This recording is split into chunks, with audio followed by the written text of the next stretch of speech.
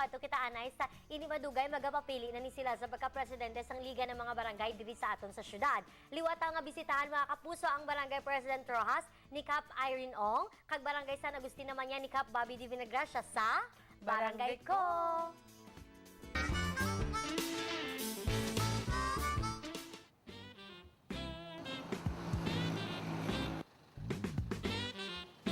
Nagligad nga si Mana aton ginpakita ang duwa ka barangay sang duwa ka nagapadalagan sa pagka-presidente sang Liga ng Barangay. Subong aton isa-isahon ang hinimuan sang ila barangay kapitan. Si Barangay Kapitan Irene Ong nagserbisyo na sang 20 ka tuig sa Barangay President Rojas. Pulo ka tuig ini nga nagserbisyo bilang barangay kagawad kag pulo man bilang barangay kapitan. Ika-third term niya na subong bilang barangay kapitan.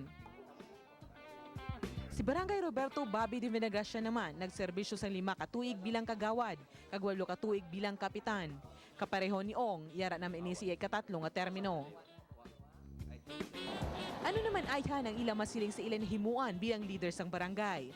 Partikular sa ikaayong lawas sang mga pumuluyo. We have medicine for our people, no? Through our barangay funds. And we have mga pulmo aid, no? Para sa makabuligid sa tao namon. Ang Barangay San Agustin has zero malnourished sa kabataan. Ang amon daycare pero may lang daog as most bimedal daycare, no? Ang amon teacher. Why kami malnourished? Kaya why kami informal settlers sa barangay. Sa edukasyon, May araman kami scholarship daw for this year daw 5.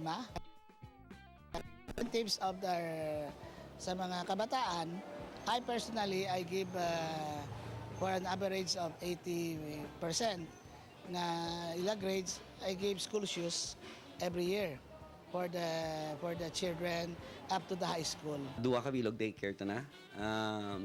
Ang isa ko nakita nyo to sa Dalom Building na construct.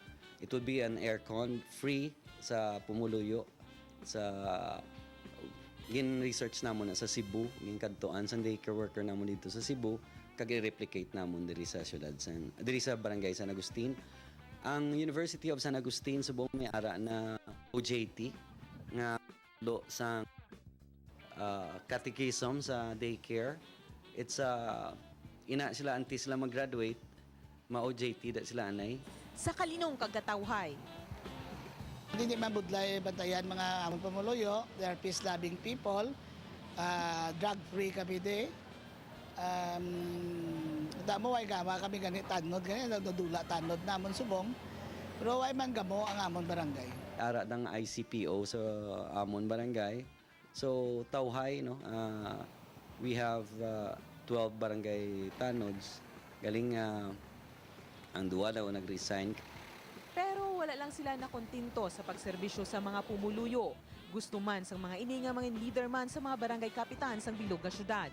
Sa pagpungko ko first term as Liga President, I saw the problem of the barangay captains regarding mga abogado. So I put a lawyer in my office for the barangay caps na may mga problema. They can come to my office and seek their assistance. Butang ko extra death benefits for the barangay official na kung may matabo sa amon during our term, we can give assistance as much as 100,000. I would like to run for Liga for i-replicate man namon ang naobrahan naton sa Barangay San Agustin. Sa Disyembre 7, aton mahibaluan kung sino si ila ang mangin. Presidente sang Liga ng Barangay.